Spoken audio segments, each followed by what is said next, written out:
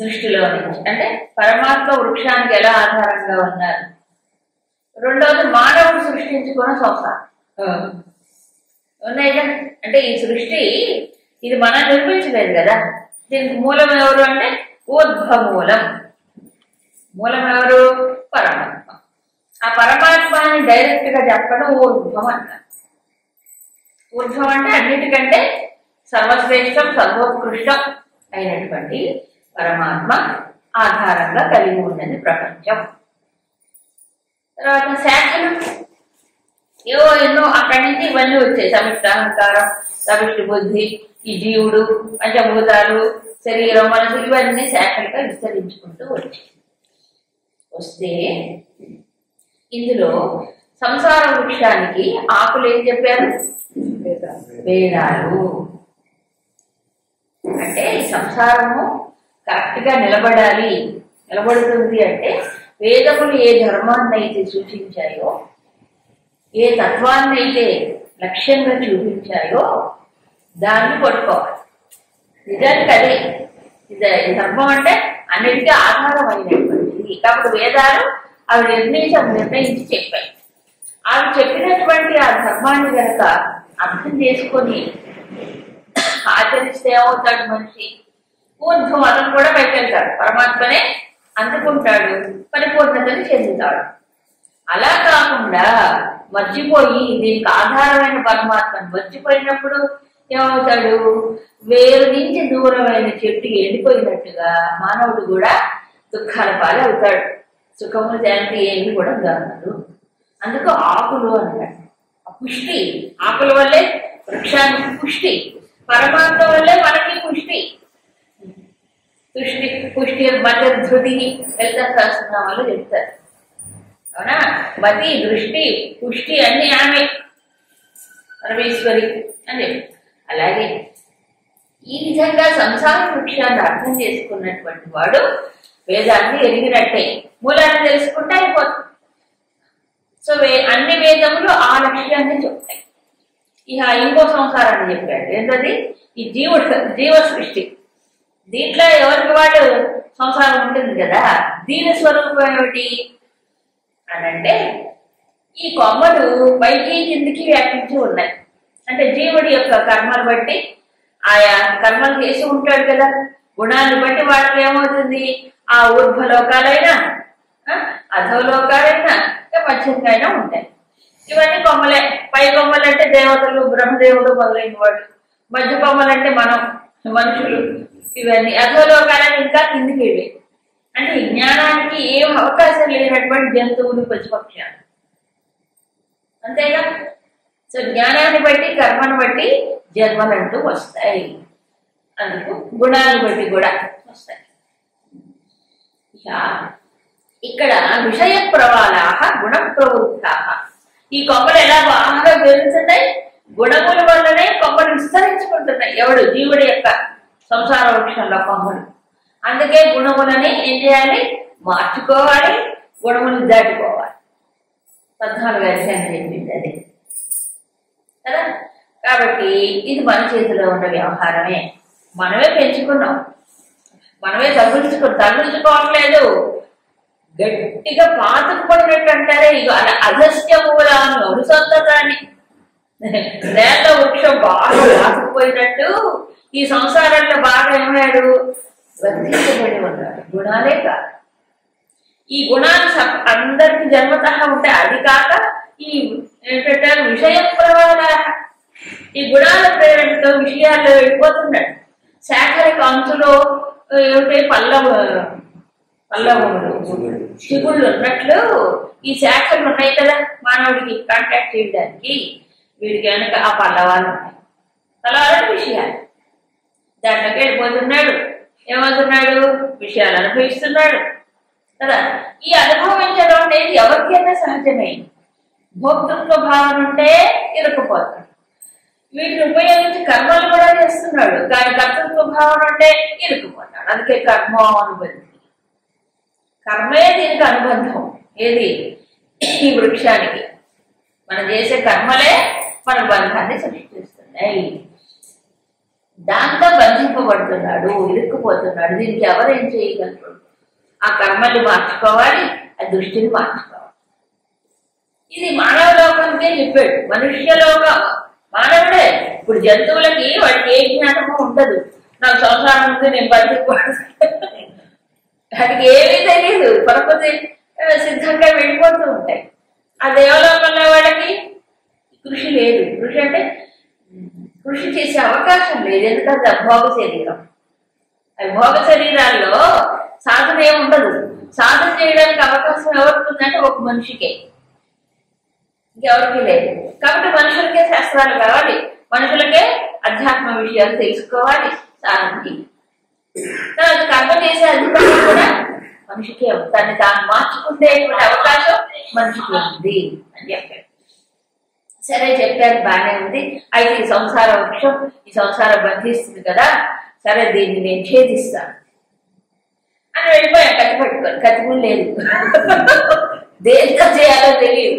కాబట్టి చెప్తున్నారు, అలా నువ్వు కనుక ఛేదించడానికి ప్రయత్నం చేస్తే ఆ రూపం మనకి ఇక్కడ కనిపించదు, గుర్తించలేదు. గుర్తిస్తే ఎంతసేపు గుర్తించడమే కష్టం. నిజమే, నేను బంధంలో ఉన్నాను అని తెలుసుకోవడం జ్ఞానం అండి. 99% నేను బంధంలో ఉన్నాను అనుకోరు. ఏం బాగానే ఉన్నామండి, హాయిగా ఉంది, మా పిల్లలందరూ సెటిల్ అయిపోయారు, మేము కూడా ఏదో రిటైర్మెంట్ అయింది, ఏదో కారణం బాగానే ఉన్నాను. ఇదే అవునా కదా? ఏం బాబు, అదే మరి వివేకవంతుడికే ఇది అర్థం అవుతుంది. దానికి పూర్వజన్మ సుకృతం కొద్ది జ్ఞానం ఉండాలి. లేదా ఇక్కడ బాగుంది, అక్కడ బాగుంది, అది బాగుంది, ఇది బాగుంది అనుకోవటం ఏది బాగుంది. ఆ పరిపూర్ణత వచ్చేదాకా బాగా లేదు. కాబట్టి ఈ చిన్న చిన్న వాటికి తృప్తిపడి ఊరుకుంటే, ఇదే సుఖం అనుకుంటే ఆ అల్ప సుఖాల్లో రమిస్తున్నట్టే లెక్క. అవునా? అందుకని వివేకం కావాలి, వివేకం కావాలి అన్నాడు. ఇదంతా దుఃఖమేమే. ఏది ప్రపంచం అంతా దుఃఖమయమే. ఎన్నిసార్లు చెప్పారో భగవద్గీత. అందరు ఆచార్యులు చెప్తున్నా, మనం ఇంకా ఇక్కడే బొమ్మకు తినాలి. ఎన్నిసార్లు చెప్పడం బుద్ధికి అర్థం కాదు. ఎందుకంటే బుద్ధి ఉపయోగించుకోవట్లే, పరిశీలించి చూడట్లే ప్రపంచాన్ని కదా, అప్పుడు అర్థం అవుతుంది. అవునా? అందుకని ఏం చేస్తాడు అప్పుడు? దీన్ని ఖండించడానికి వెతకడానికి ప్రయత్నం చేసి ఎందుకు కనిపించట్లేదు సంసారం అంటే చెప్తాడు. కారణం ఏంటంటే అస్య రూప నౌపలభ్యతే. దీనికి ఒక రూపం అంటూ లేదు, అందుకని కనిపించట్లే. కారణం ఏంటి? శరీరంతో, మనసుతో, బుద్ధితో, కారణ శరీరం ఇవన్నీ ఉన్నాయి. వీటితో మొత్తం ప్రపంచంలో విస్తరించుకొని ఇదంతా సంసారం. బయట సంసారం కాదు, లోపల సంసారం ఉంది. ఎందుకంటే ఇది కూడా సంసారంలో భాగమే. ఏది? శరీరం, మనసు, బుద్ధి, ఇంద్రియములు దాంట్లో భాగమే. అక్కడి నుంచి వచ్చిందేగా. అవునా? కాబట్టి సంసారం అంటే ఎక్కడుంది? ఇది ఇల్లు, వాకిలి, భార్య, భర్త, గొడ్డు, బలి, ఇదే కాదు, ఇదే కాదు లోపల సంసారం. అవునా? మనస్సు, బుద్ధి, ఇది కూడా సంసారం. ఆలోచనలు, ఇవన్నీ కూడా. అవునా? మొత్తం కాంప్లెక్స్, ఒక కాంప్లెక్స్ పర్సనాలిటీ ఇదంతా. ఇదంతా సంసారం. ఇదంతా ఒక్కసారిగా గమనిస్తే, అందుకే 13వ అధ్యాయంలో చాలా స్పష్టంగా విభజించి చూపించాడు. క్షేత్రం ఏంటి, క్షేత్రజ్ఞుడేంటి. క్షేత్రజ్ఞుల్లో 24 అంశములు వచ్చాయి. వీటన్నింటినీ చూసేవాడు క్షేత్రజ్ఞుడు పరమాత్మే. అలా చూస్తే మనస్సు క్షేత్రమే, చూడబడేది. ఇంద్రియములు క్షేత్రమే, శరీరము క్షేత్రమే. అవునా? ఇచ్చారాగద్వేషములు మనసులో కలిగే వికారాలు క్షేత్రమే. అలా చూస్తే అంతా క్షేత్రమే. దీంట్లో ఉండేటువంటి చేతనత్వము శ్రేష్టమే.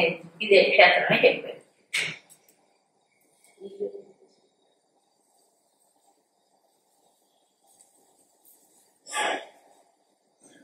కాబట్టి ఇప్పుడు ఈ క్షేత్రాన్ని తెలుసుకునేవాడు క్షేత్రజ్ఞుడు అని చెప్పారు. కరెక్టే. ఆ రకంగా చూసినప్పుడు క్షేత్రం మొత్తాన్ని ఒకసారిగా మనసులోకి తీసుకోవాలి. ఇది సంసారం యొక్క రూపం. కానీ బయట కనిపించట్లేదుగా. అందుకే అస్య రూపం ఇక నౌపలభ్యతే, బయట కనిపించేది కాదు. తర్వాత ఆది అంతములు మధ్యం, ఆది మధ్యాంతములు కనిపించవు. ఎందుకు కనిపించవు? నేను మనం చెప్పుకున్నాం. ఎందుకంటే సంసారానికి కారణం అజ్ఞానం, అవిద్య. అవిద్యకి ఆది ఎవరైనా చెప్పగలరా? అజ్ఞానం ఎప్పుడు మొదలైందంటే అజ్ఞానం ఆ ఫలానా రోజు అండి. అంతకుముందు జ్ఞానం ఉందా? అంతకుముందు జ్ఞానం ఉంటే అజ్ఞానం అంటే అంటాం. పోనీ ఎప్పుడు అర్థం అవుతుంది అజ్ఞానం? జ్ఞానం వచ్చింది. అజ్ఞానం ఎప్పుడు వస్తుంది మనకు తెలుసా? తెలియదు. ఈ మధ్యలో ఏముందండి? మధ్యలో కూడా అజ్ఞానమే నిజానికి. దానికి కారణం వాసన. దేని మీద ఆధారపడింది సంసారం? మన వాసనలు, మన గుణాలపైనే. అది తెలీదు. ఏదో కారణం, ఏదో నన్ను బంధిస్తుంది అనుకుంటాడు. ఇవే బంధించే ఈ సంస్కారం, వాసనలు దాని ప్రబంధమైన ఆలోచనలే బంధిస్తున్నాయి. ఆలోచనలే కర్మలుగా మారుతున్నాయి. సో ఇప్పుడు చూస్తే ఇది ఆది మధ్యాంతములు తెలియదు. బాగా విశ్లేషణ చేస్తే తప్ప అర్థం కాదు. సరే, తెలియకపోయినా దాన్ని మాత్రం ఖండించాల్సిందే. అది మధ్యాంతములు తెలియకపోయినా ఖండించాలి, బయటపడాలి.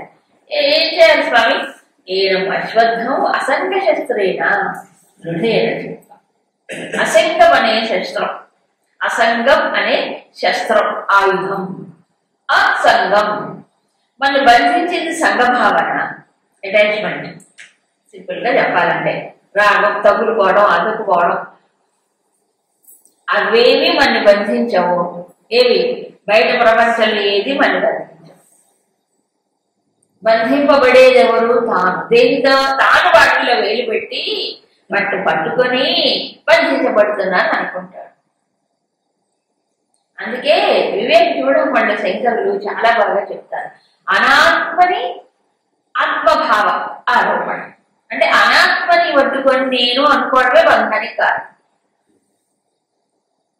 అందుకే ఆత్మానాత్మ వివేకం ఒకటే మార్గం కదా. ఇప్పుడు సంఘం సంఘం సంఘం అంటే ఏంటి? దాన్ని తగులుకున్నాడు ఎవడు? అనాత్మకి అంత తగులుకున్నాడు. క్షేత్రం క్షేత్రజ్ఞానం. తాను క్షేత్రజ్ఞుడై ఉండగా క్షేత్రంలోకి వెళ్ళిపోయాడు. తానే క్షేత్రం అనుకుంటున్నాడు. అవునా కదా? తను అనుకోవడమే, పట్టుకోవడమే. కాబట్టి ఏం చేయాలి ఇప్పుడు? అసంగం అనే శస్త్రం ఇక్కడ ఒక పోలికతో చెప్పారు. వృక్షం ఉన్నాడుగా సంసారాన్ని, దాన్ని ఛేదించడానికి ఏం కావాలి? వృక్షాన్ని ఒక శస్త్రం, ఒక గొడవలుగా అవసరమైనట్లుగా ఈ సంసారాన్ని తానే తగిలించుకున్నాడు. దీన్ని ఛేదించడానికి ఏం కావాలి? ఓ శస్త్రం కావాలి. కాబట్టి అసంగం అనే శస్త్రం. సంగమును వదలడం, సంగమును వదలడం. వదలడం అంటే ఎవరికి ఇష్టం ఉంటుంది బాబు అని పట్టుకోవడం అలవాటు అయిపోయి వదలమంటే ఎంత బాగో చెప్పలే. ఎంత మేము గింజుకొని చచ్చిపోతాం. ఎందుకు? నాది, అది నాది, ఇది నేను, అది నేను అని జన్మలు స్ట్రాంగ్ గా. అందుకే సూర్యుడు మూలం అన్నాడు. అందుకే తగులుకోండి బాగా. కానీ తప్పదు. వివేక వైరాగ్యములు అందుకే కావాలి. అసంగ శస్త్రం అంటే అదే నిజానికి. వివేక వైరాగ్యములు ఉన్నప్పుడు సంఘభావన ఉండదు. విరాగం వివేకం వల్ల వచ్చేది, రాగం ఉండదు. అదే అసంగం. దాన్ని ఛేదించాలి, దాంట్లోంచి బయటపడాలి. ఓకే, బయటపడాలంటే, ఛేదించాలంటే ఈ అసంగ భావన రావడం కూడా కష్టమేనండి. వివేకం విజ్ఞానం ఉన్నా కాసేపు ఉంటుంది, పడిపడుతుంది. సో ఇప్పుడు దీన్ని ఛేదించాలి, దీన్ని సంఘభావం వదులుకోవాలంటే మరొక దానికి సంఘం పెట్టుకోవాలి. మనసుకు ఉండే ఒక లక్షణం ఏంటి తెలుసా? ఒక దాన్ని వదిలితే అది ఊరుకోదు, ఇంకో దాన్ని పట్టుకుంటుంది. పోతే ఒక కొమ్మను వదిలంటే ఇంకో కొమ్మ మీద దూకాల్సిందే. మన స్వభావం కూడా అలాంటిదే. అవునా కదా? ఏవో కొన్ని వదులుతారు, ఇంకో దాన్ని పట్టుకుంటారు. మళ్ళీ దీనిలోకి ఇంకో దాన్ని పట్టు, ఏదో పట్టుకోకుండా ఉండదు. అది జిడ్డు కూడా కాదు, ఇంకేమన్నా అనొచ్చు దాన్ని. అలా పట్టుకోవడం అలవాటు అయింది కాబట్టి దానికి ఏదో ఒక ఆలంబన ఇవ్వాలి. ఎవరిని ఆలంబన ఇద్దాం? అందుకు చెప్పాడు, దీన్ని వదలాలంటే ఏం చేయాలి? తతఃపదం తత్ పరమార్థితవ్యం. ఈ పరమాత్మని అన్వేషణ చెయ్యాలి. అంటే పదం తత్ పదం అంటే ఎవరు? పరమాత్మ స్థితి స్థానం అన్వేషణ చేయాలి. ఎందుకంటే పరమాత్మను ఎత్తుకోవడం ఎందుకా యద్గద్వా నిబద్ధంతి పోయ. ఇప్పుడు సంసారంలో వచ్చి పడ్డాడు కదా, పరమాత్మ స్థితిని కనుక అందుకుంటే మళ్ళీ తిరిగి ఈ సంసార బంధాలు బాధలు కష్టాలు ఇక్కడి ఏమి ఉంటాం. ఫ్రీడమ్ అంటే అది, స్వతంత్రత అంటే అది. ఇక్కడ అంతా బంధమే, ఏదో ఒకటి బంధిస్తుంది మనిషిని ఎప్పుడు. అవునా? నిజమైన స్వతంత్రత ఎప్పుడు మళ్ళీ తిరిగి రాకపోతేనే, దీంట్లో తగులుకోపోతే. ఓకే, బాగుంటుంది, నాకు కూడా అలాంటి స్వతంత్రంగా అవ్వాలంటే ఏం చేయాలి? పట్టుకోవాలి. తమేవ ఆద్యం పురుషం ప్రపంచే. ఆది, సర్వ సృష్టికి ఆది అయినటువంటి ఆ పరమ పురుషుడిని ఏం చేయాలి? ప్రపంచే, శరణాగతి పొందాలి. ఇక్కడ కూడా చూడండి, ప్రపంచే అన్నాడు. ఈ ప్రపత్తి అనేది చూసారా, ఇది అద్వైతంలో సంపూర్ణం అవుతుంది, ద్వైతంలో కొంతవరకు. ఈ సంగతి చాలా మంది శరణాగతి అంటే కేవలం ఇదేంటి విశిష్టాద్వైతం ద్వైతమే అనుకుంటాడు. కాదు, శరణాగతి అంటే ఏం చెప్పండి?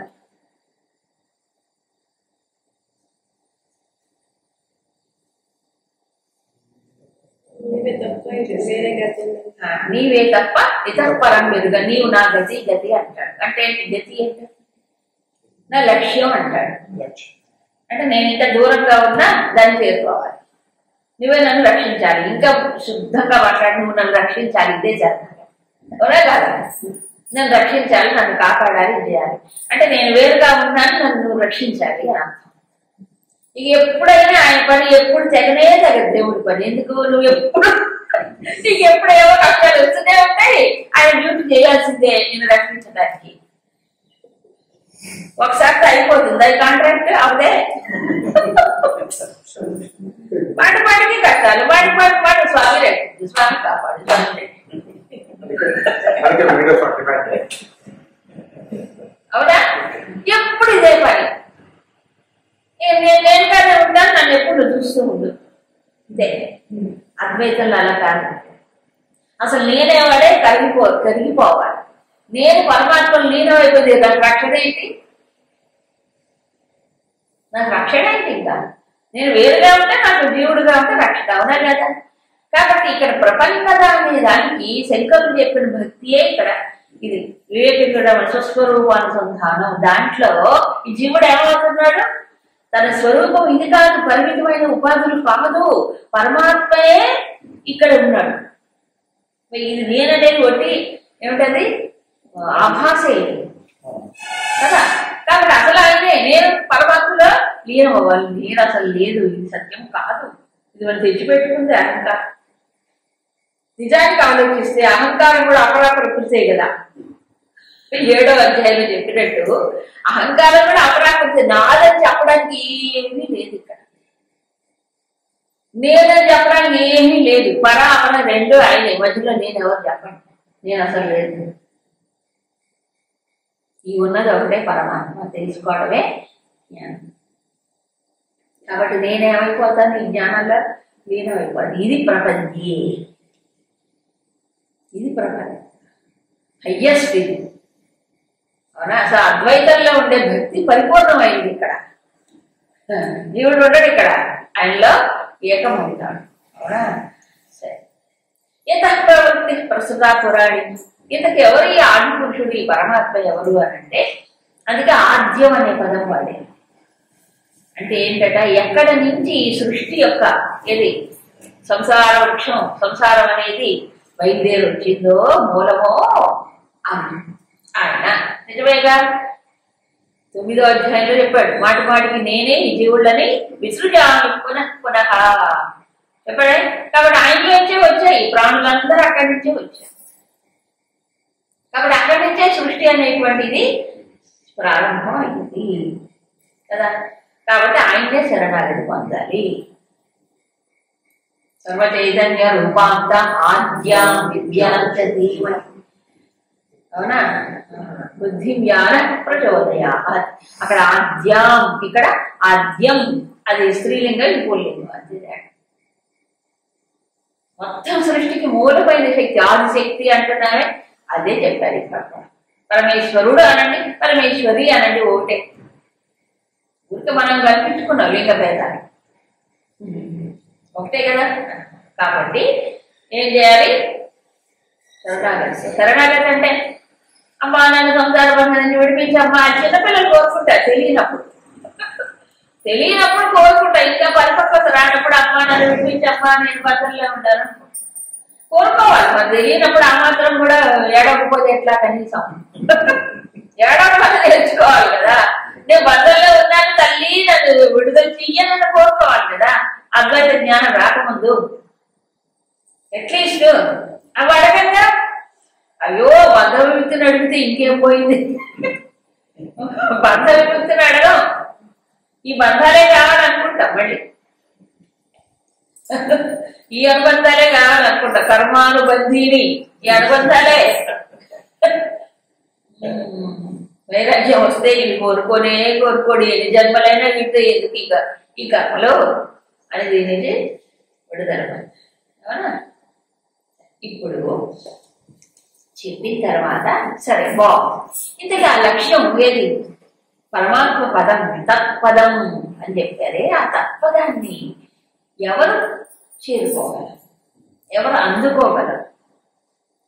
సో ఆల్మోస్ట్ భగవద్గీతలో ప్రతి అధ్యాయంలో రెండు అధ్యాయాల మధ్యలో అయినా క్వాలిటీస్ ఆఫ్ ది సీకర్ అంటే ఈ అధ్యాత్మ తత్వాన్ని అన్వేషణ చేసేవాడు జ్ఞాన మార్గంలో కానీ, భక్తి మార్గంలో కానీ, కర్మ మార్గంలో కానీ, ఆత్మసంయమ యోగంలో కానీ ఏ లక్షణాలు ఉండాలని ఎన్నిసార్లు చెప్పాడు, విసుగు లేకుండా చెప్పాడు భగవంతుడు కదా.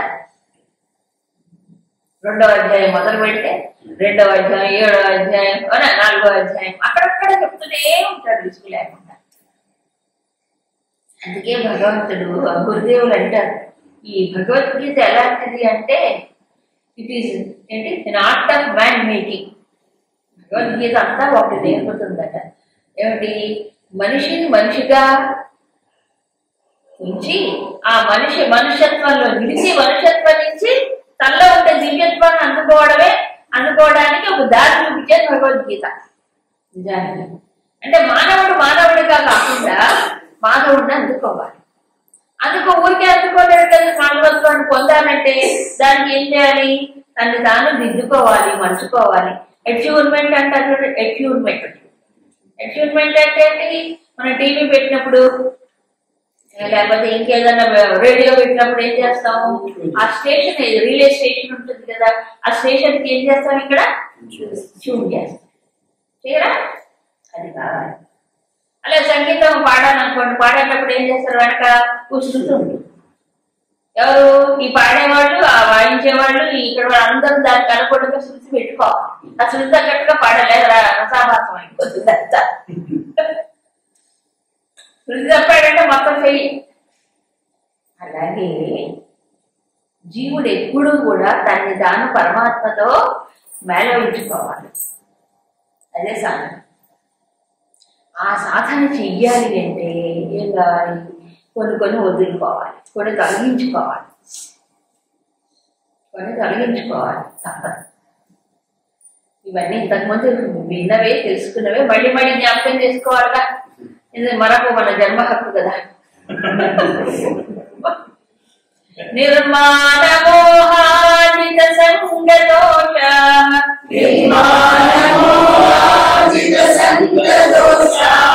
అధ్యాత్మనిత్యా వినివృత్త కామాః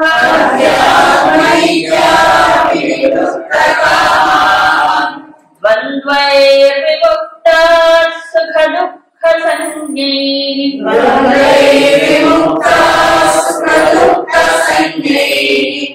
గచ్చన్త్యమూఢాః పదమవ్యయం తత్.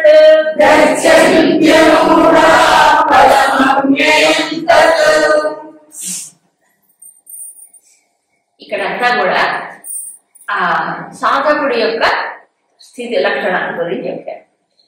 ఇది అవ్యయం పదం గచ్చంతి.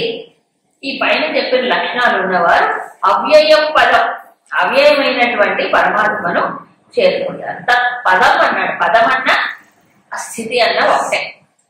ఎవరు? అమూఢా. ఎవరు? అమూఢా అంటే మూఢత్వము పోయినవారు, మూఢత్వాన్ని తొలగించుకున్నవారు ఆ లక్ష్యాన్ని పొందుతారు, స్థితిని చేరుకుంటున్నారు. ఏమిటి అమూఢులు ఎవరు? జనరల్ గా మహాత్ములు ఎప్పుడు మన ముద్దుగా మందలిస్తుంటారు, ఓ మూఢ మూఢ అంటుంటారు. శంకరాచార్య ఓ మూఢ జహీ ధనాగమ కృష్ణ అంటుంటారు, మూఢ మూఢ అంటుంటారు. ఎందుకంటే అది ఉన్నది అదే లక్షణం. కానీ అమూఢ అంటే మూఢత్వం పోయినవాడు, కాస్త కనువిప్పు కలిగిన వాడు. ఎప్పుడు ఎప్పుడు అమూఢులు అవుతారు అంటే పైన చెప్పాడు కొన్ని లక్షణాలు. నిర్మాణమోహాః జిత సంగదోషాః అధ్యాత్మ నిత్యాః వినివృత్త కామాః ద్వంద్వైః సుఖ దుఃఖ సంజ్ఞైః విముక్తాః. చెప్పారు. అందులో నాకు మూఢత్వం పోయింది అంటే ఏమిటి అర్థం? నాకు కాస్త జ్ఞానం వచ్చింది అంటే ఏమిటి అర్థం? నిర్మాణమోహాః. మానం మోహం. మానం అంటే ఇంతకు ముందు చెప్పుకున్నాం. అక్కడ చెప్పు అమానిత్వం అదంభిత్వం దగ్గర చెప్పుకున్నాం. అక్కడ ఏమన్నారు? అమానిత్వం అన్నాడు. అంటే ఏంటి? తనకి తానుగా ఒక కొత్త పెట్టుకొని నేను గొప్పవాడిని అనుకోవడం, ఇది మాన. తనకు తానే గొప్పగా అనుకుంటాడు. ఇంకోటి అనుకుంటే పర్వాలేదు, అది వాళ్ళ ఇష్టం. అవునా? తనకు తానే అనుకుంటాడు గొప్పవాడిని. అబ్బో తెలియకుండా ఈ గర్వం అనేది తెలియదు. ఒక్కసారి ఒక్కోటి ఏంటి? మా గురుధన జన యౌవన గర్వం హరతి దివే తాత్కాల సర్వం మాయామయమిదమఖిలం బుద్ధ్వా బ్రహ్మపదం త్వం ప్రవిశ విదిత్వా. నిజంగా భజగవంత స్తోత్రము అంత వేదాంత సారమండి. ఒక్కడి చాలు శంకరులు అలా ఇచ్చారు. అద్భుతం. ఎక్కడి పోయింది కాంటాక్ట్. ఏమన్నారు? మాకురు ధన జన యవ్వన గర్వం. ధన జన యవ్వన ఇంకా ఎక్సెట్రా బోల్డ్ ఉన్నాయి గర్వాలు. ధన గర్వం అబ్బో కళ్ళు అయితే ఇక్కడే ఉంటాయి. అవునా? అందుకే అన్నాడు ఈ ఏమిటది, కళ్ళు మూసుకుపోతాయి, కళ్ళు ఎతికెక్కినాయి అంటాడు. ఎతికెక్కడంటే ఇక్కడ పోవవి చూపులకి ఏంటో ఇక్కడే పైకి వెళ్తాయి. ఎవరి కంటికి కనిపిస్తారు వాళ్ళకి. కళ్ళు మూసుకుపోవడం అంటే ధన గర్వం, ధన మదోన్మత్తులు అంటారు చూడండి. సంపద, అధికారం. ధన జన, జనం అంటే అండి నాకేం తక్కువ, ఓ గోల్డ్ మంది అంటారు. అందరూ ఎవరు? నా వాళ్ళు. నన్ను ఎంత బాగా చూసుకుంటారు మా వాళ్ళు. అవునా కదా? నేను గో అంటే 1,000 మంది వస్తారండి. నా వెంట 1,000 మంది వస్తారు. నా ఫాలోయర్స్. ఇప్పుడైతే ఇది చెప్పక్కర్లే, లైట్లు లైట్లు వీడేమో పనికి అని పెడుతుంటాడు. అందరు లైట్లు కొడుతుంటే అందరు ఫాలోయర్స్ అనుకుంటాడు పిచ్చివాడు. అవసరానికి ఒక్కడు వాడు లైట్లు కొట్టేవాళ్ళే. ఏ కొట్టడానికి ఏముంది అందులో? ఒక్కడు వాడు అవసరమైనప్పుడు. ఒట్టి మాటలే, బాయ పెద్ద మాట. చూడండి, గజేంద్ర మోక్షం ఘట్టంలో ఈ విషయాన్ని సూచిస్తారు. అవి కేవలం కథలు కాదండి, కథల్లో సత్యాలు ఉన్నాయి. గజేంద్రుడు రాజు ఎంతో కాలం రాజ్యాన్ని పరిపాలించట. ఇదంతా మనిషి చరిత్రే. ఆ ఎంతమందో ఖాళీలు ఉన్నారు. సరే, విహారానికి వెళ్ళాడు, మడుగులో దిగాడు, ఇరుక్కుపోయాడు, మొసలు పట్టుకుంది. ఈ మొసలు అంటే ఏంటి? మోహం అనే మొసలే. అందుకే మాన మోహం అన్నాడు. అది పట్టుకుంది. తర్వాత ప్రయత్నం చేసి తన బలవంతుడు కదా, ఓ ఎంత ప్రయత్నమో చేశాడు అనమాట. ఈ భాగ్యవంతుడు ఎవరు? ఒక్కడు దిగాడు మడుగులోకి. సరైన కోటి నాదుడు అంటాడు. ఎన్ని కోట్లట, కోట్లో లక్షలో వేలో మనకి ఎందుకు అదంతా? అంతమంది ఉన్నారు ఆయన ప్రేమించి ఆయన వెంటబడ్డవాడు. ఒక్కడు దిగలేదు. ఒడ్డు నిలబడి ఏం చేశారు? ఏడుస్తున్నారు కానీ అక్కడ ప్రయత్నం చేయాల, దిగరు. ఎందుకు తెలుసా? ఎవరి మోహం వాడికి వాడి వదిలించుకోవాలి. ఎవరెవరు వదిలిస్తారు? అందరూ దాంట్లోనే ఉన్నవాడు. అందరూ మోహగ్రస్తులే. ఎవరి మోహం వాడు వదులుకోవాలి కానీ ఇంకోటి వదిలించలేదు కదా. ఎవరు సహాయం చేయలేదు. ఒక ఒక్క జ్ఞానం ఒకటే, తాను సంపాదించుకున్న జ్ఞానం ఒకటే తను రక్షిస్తుంది. పూర్వజన్మలో చేసిన సాధన మూలంగా అతనికి ఈశ్వరుడు యొక్క ఇది దొరికింది, ఈశ్వర చింతన కలిగింది, శరణాగతి పొందాడు. అది వేరు కదా. అప్పటిదాకా అయ్యో మధ్యలో ఒక స్థాయిలో అదేంటి అనుకున్నాడు, ఏమిటి నేనేమిటి, ఇంతమంది ఏనుగులకి రాజును అవడమైంది, నా యొక్క అంటే దానం చేయడం వల్ల ఇలా ధారగా వదులుతాడు నీళ్లు దానం చేసేటప్పుడు. ఆయన ఎన్ని దానాలు చేశాడంటే ఆ వదిలిన నీళ్లు కాలవలై ఒక పెద్ద అరణ్యం తయారైంది. అన్ని దానాలు తీశాడు. ఇలాంటి నేనేమిటి ఆఫ్టర్ ఆల్ ఇప్పుడు ఒక మసలు చేతిలో చిక్కుపోవడం అవురా కీలగతి అనుకున్నాడు. అలా గర్వం వచ్చేసింది. తర్వాత ఆ మసలు పీల్చి రక్తాన్ని చిక్కిన తర్వాత అప్పుడేమైంది, ఇలా ఒక్కింత లేదా అయిపోయాడు. అట్లాగా మానవుడు కూడా అంతే. మానవుడు కూడా అంతే. బాధ పెట్టేది మోహమే, బాధ పెట్టేది మానమే, ఇంకెవరు బాధ పెట్టరు. అది మోహం అంటే ఏంటి, ఉన్నదిన్నట్టుగా చూడలేకపోవాలి కదా. అసలు ఉన్నది ఒకటైతే ఇంకోటి ఉంటాయి. ఇది మోహం అంటే సరిగా దృష్టితో చూడకపోవడం. ఏం లేదు, పద్ధతిలో సూత్రాలు చెప్పాడు. అవిద్యను విద్య అనుకోవడం, అశుచిని శుచి అనుకోవడం, దుఃఖాన్ని సుఖం అనుకోవడం, ఇవంతా మోహమే. అవునా? ఈ శరీరం అంత అశుచి ఇంకోటి లేదు. శరీరమే అశుచి. ఒక 2 రోజులు స్నానం చేయకుండా ఉండండి, ఒక్కరోజు పడుకోకుండా ఉండండి. అవునా? ఒక 1 వారం రోజులు తలస్నానం చేయకుండా ఉండండి. నిత్యం దీంట్లోకి పుట్టేది అదే. ఇదంతా అశుచే. దీన్ని బాబో ఎంత మేకప్లో ఎంత దీనికి పూసలు రాములంతా చెక్క పెట్టుకొని, అవునా, బాగా కనిపించడానికి ప్రయత్నాలు. ఇప్పుడైతే విరుడైపోయారు. ఇప్పుడు ఇంకా పిచ్చో వేరులో ఎక్కువ అయిపోయింది. అవునా కదా. ఒకప్పుడు ఇంత లేదు, సహజంగా ఉండేవాడు మనిషి, హాయిగా ఉండేవాడు. ఇప్పుడు అన్ని పూతలే పూతలు, అంతలేని పూతలు. ఎందుకు? దీని స్వరూపం తెలియక, వివేకం లేక. సరే, ఈ రకంగా పెంచుకుంటాడు మనిషి. ధనగర్వం, జనగర్వం, యవ్వన గర్వం, చెప్పాడు కదా. ఇంకా అనేక గర్వాలు, విద్యాగర్వం, ఆ గర్వం. కాబట్టి మానవం అంటే అది తను గొప్పగా అనుకోం. ఎప్పుడైతే తాను గొప్పగా అనుకున్నాడో ఆటోమేటిక్ గా మిగతా వాడు ఏమవుతున్నాడు, తక్కువగా కనిపిస్తాడు. కాబట్టి నేను గొప్ప అనుకున్నాడు, మిగతా వాడు ఎలా కనిపిస్తాడు, తక్కువగా కనిపిస్తాడు, అల్పుడుగా కనిపిస్తాడు. సహజం. అప్పుడు ఇవన్నీ పెరిగిపోతాయి. ఏమంటే అంతరములు పెరిగిపోతాయి కదా. ఇకపోతే మోహం అన్నాడు. మోహం అంటే ఏంటి? Wrong judgement. జీవితానికి కానీ మన వ్యక్తిత్వానికి కానీ సరైనటువంటి దృష్టిలో చూడలేకపోవడం, రాంగ్ జడ్జిమెంట్, అది మోహం కలిగి. అందుకే మోహక్షయమే మోక్షం అంటాడు. ఈ మోహం పోతే మోక్షమేనట.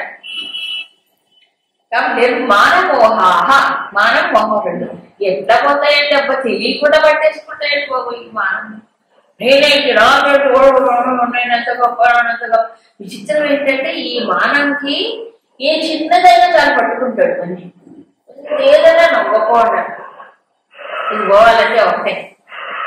ఇలాంటి మానం ఉన్నప్పుడు అభిమానం కానీ ఇంకోటి కానీ భగవంతుడు కూడా ఇష్టపడతాడు అలాంటి వాడు. ఈశ్వరోపి దైన్యప్రియత్వాత్ అభిమాన ద్వేషిత్వాత్ క్లియర్ గా చెప్పారు నాలుగు భక్తి సూత్రాలు. ఈశ్వరుడు కూడా ఈ అభిమానం ఉందనుకోండి, దేహాభిమానం, ఆ అభిమానం, ఈ అభిమానం ఉంటే ఏమవుతున్నాడు, ఇష్టపడ్డు ఈశ్వరుడు. ఈశ్వరుడికి ప్రియం కావాలి, భగవద్ అనుగ్రహం కావాలంటే ఏం చేయాలి, దీన్ని వదిలేయాలి. ఒక్కసారి ఎవరి వాళ్ళు ఆలోచించుకుంటే ఆ పరమేశ్వరుడు ముందు మనం నిలబడితే మనం ఏమిటి, ఒక్కసారి ఆలోచించి ఆ పరమేశ్వరుడు ముందు మనం నిలబడ్డాం అనుకోండి, నా విలువ ఎంత, నేనెంత. అభిమానపడ్డానికి ఏముంది నాకు, ఇది వేదాంతం తెలిసినా అభిమానం ఉండదు, భక్తుడికే అభిమానం ఉండదు. వ్యక్తులు ఈ రెండు కలిగిపోతాయి. నాకేమిటి విలువ? శరీరం నేనా? నేను తెచ్చుకున్నానా? నేను సృష్టించుకున్నానా? లేదు. ఎవరు సృష్టించారు? మనం సృష్టించుకున్నాం. పోనీ దీంట్లో ఏమైనా శౌచం ఉందా? అది చూడండి. పోనీ నెగిటివ్ చూడండి. శౌచం ఉందా దీంట్లో? ఏమైనా అందం ఉందా? పైన తొక్కు తీస్తే తెలిసిపోద్ది దీని అందం. ఒక తోలిపోతే దాని ఎంత అందంగా కనిపిస్తుందో పాపం. అవునా? ఏముంది దీంట్లో? అస్సలు లేదు.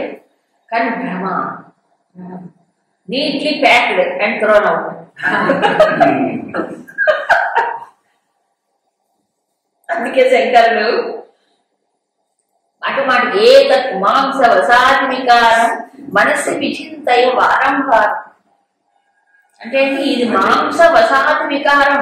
దీంట్లో ఉన్నదేంటి?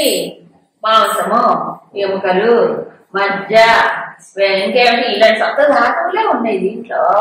కాకపోతే బాగా ప్యాక్ చేశాడు, చర్మం కనిపించాడు అంతే. అందుకని ఏం తెలియట్లేదు దీన్ని. అందుకే ఎక్స్రే దృష్టి, స్కానింగ్ లో చూసుకోవాలి. అప్పుడు ఈ సప్తధాతువులే కదా. దీంట్లో ఏముంది అర్థం సప్తధాతువుల్లో? దీన్ని నేను అనుకుంటా. ఇప్పుడు ఎముకలు పోగు, ఇది ఎముకలు పోగు అక్కడ ఉంది అనుకోండి. నేను అనుకుంటా తెచ్చినాను మాంసం ముద్దలు. ఇదంతా మాంసం బాగా ప్లాట్మెంట్ చేశాడు. మాంసంలో ఉన్నదేమిటి? అస్థిపంజరమే. ఈ మాంసం ముద్ద అక్కడ పెట్టండి, మాంసం వస్తుంది. దానిపై ఎవరికి వ్యామోహం కాదు. ఈ రకంగా చూస్తే ఏమి లేదు చెప్పుకోవడానికి. మనం కనుక పరిశీలించి చూస్తే ఏమి లేదు. మానం లేదు, పాడిపోతాయి. మానం మోహం. అందుకే మోహం. ముందు తనకి మోహం, తర్వాత ఇతరులకి మోహం. వాడెవడో మోహపడ్డాడని వాడి కర్మది. ముందు నీకు లేకపోతే చాలు. అవునా కాదు? ఆమె ఎవరో ఒక రాణి, మహాజ్ఞాని ఆవిడ. ఈ పూర్వజన్మ సుకృతం హేమలత వృత్తాంతంలో వస్తుంది. హేమలేఖ వృత్తాంతం అని త్రిపురారహస్యంలో ఒక వృత్తాంతం. పెళ్ళయింది ఆవిడకి. మరి ఏదో ప్రారంభం ఉంటుంది. మరి భర్త ఏమో పాపం అనురాగంగా ఎవడో సమీపించేవాడు. ఆవిడ మాత్రం చాలా వైరాగ్యంతో ఉంటుంది. మహావైరాగ్యం, వైరాగ్యంగా ఉండేది. ఇలా ఉంటే పాపం ఈయనకేమో బెంగ పుట్టేది. కానీ ఆవిడ ఎంత జ్ఞాని అంటే ఆవిడ ప్రభావంతో ఆ మొత్తం రాజ్యం అంతా మారిపోయిందండి. ఈ ఇతను మారాడు, వాళ్ళ గురువులు మారారు, రాజ్యం అంతా మారిపోయింది ఆవిడ యొక్క అజ్ఞాన దృష్టితో, నిష్ఠతో. అలాంటిది ఆవిడ. ఇప్పుడు సరైన దృష్టి ఉన్నప్పుడు ఈ మానవ మోహం అనిపోతాయి. అజ్ఞానంలోనే ఈ రెండు పెరుగుతాయి. కాబట్టి ఈశ్వరుడు ముందు నిలబడితే ఒకసారి కంపేర్ చేసుకుంటే తాను చాలా అల్పుడు కూడా అనడానికి లేదు. Nothing, zero. కాబట్టి మానవ మోహాలు పోవాలంటే ఏం చేయాలి? ఈశ్వరుణ్ణి చూడాలి. ఆయన స్థితి ఏమిటి? నేనెవరు? నాకు ఉనికి ఏమిటి? నాకు ఉనికి అంటూ ఉందా? సత్ స్వరూపుడు ఆయన, చిత్ స్వరూపుడు ఆయన, ఆనంద స్వరూపుడు ఆయన. నేనేమనుకుంటా ఇక్కడ ఏం పొందుతున్నాను, నాకు జ్ఞానం ఉంది. నిజానికి ఏదీ లేదు.